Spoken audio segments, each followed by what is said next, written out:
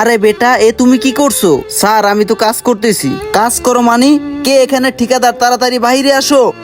জি sir, কোনো সমস্যা? আমি এখানকার ঠিকাদার। তুমি কি এটা জানো না বাচ্চাদেরকে দিয়ে কাজ করা ইল্লিগাল?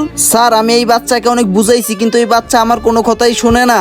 আরে স্যার, উনি তো সত্যি কথাই বলতেছে। আমার তো পয়সা অনেক দরকার, এই জন্য আমি কাজ করতেছি। আরে তুমি তো এখনো অনেক ছোট, তোমার এত টাকা কিসের প্রয়োজন? স্যার, এই পৃথিবীতে আমার বাবা ছাড়া কেউ নেই। তাহলে তুমি তোমার বাবা থাকতে কাজ করছো কেন? স্যার, কিছুদিন আগে আমি আর বাবা একসাথে শহরে আসি, এরপরে এমন একটি ঘটনা ঘটে।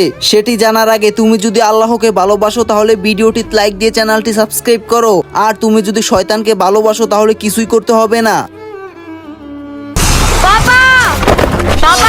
এবং আমার বাবার স্মৃতিশক্তি চলে যায়, এই জন্যই আমি এখানে কাজ করছি। আরে বেটা, এই কথা তো তুমি আমাকে আগে বলোনি, তাহলে তো তোমাকে দিয়ে আমি কাজই করাতাম না। চলো, তোমার বাবার চিকিৎসা টাকা আমি দেবো। দাঁড়াও, আমিও তোমাকে সাহায্য করব। আল্লাহ আপনাদেরকে ভালো করুক। স্যার, অসংখ্য ধন্যবাদ আপনাদেরকে। ভিডিওটি কেমন লেগেছে তা অবশ্যই কমেন্ট করে জানাবেন।